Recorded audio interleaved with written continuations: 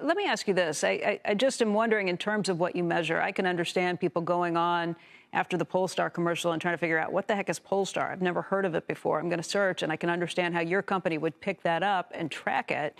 But then there was an ad that I really did like. It was the Doritos Cheetos ad that was for the flaming hot ones with the, it had the animals that were all in, the funny sloth that kind of got my attention. And it just strikes me that there is a place in the Super Bowl and for other big audiences for major brands that maybe don't have a brand new product, but maybe they want to show their brand's evolution. When Sriracha is maybe more popular than ketchup these days, they want to show that they are evolving and that they are staying young. It may not lead me to go look up something on the internet, on Google, to find out more about this, but maybe it just kind of in my head resonates that this is a brand that is evolving too. I don't know how you would capture that. It was a very fun ad.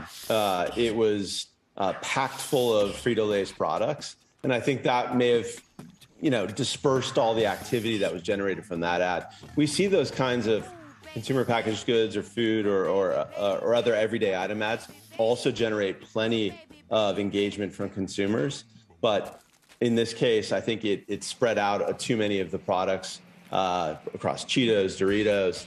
And then the celebrity element was not as prominent. You had celebrity voices, but you didn't know necessarily that they were celebrities. So you can see an average Super Bowl ad will generate 3.5 times, 4 times more engagement per person than your average primetime ad. And it's why people are willing to pay $7 million for a 30-second spot.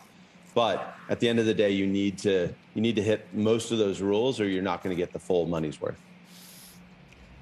Kevin, I want to know what you think of the Coinbase ad, which broke all those rules. And yet Coinbase now saying, by the way, just this morning, they had 20 million people on their site literally in 1 minute.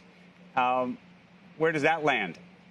Well, it was a generational ad. There was, I think, about half the audience that had no idea what was going on with that ad and were completely confused. And then the other half really loved what it was trying to say. And it scored incredibly well in our data as well. It was number 7 in our rankings. And there was, I think from their point of view, a really well accomplished ad.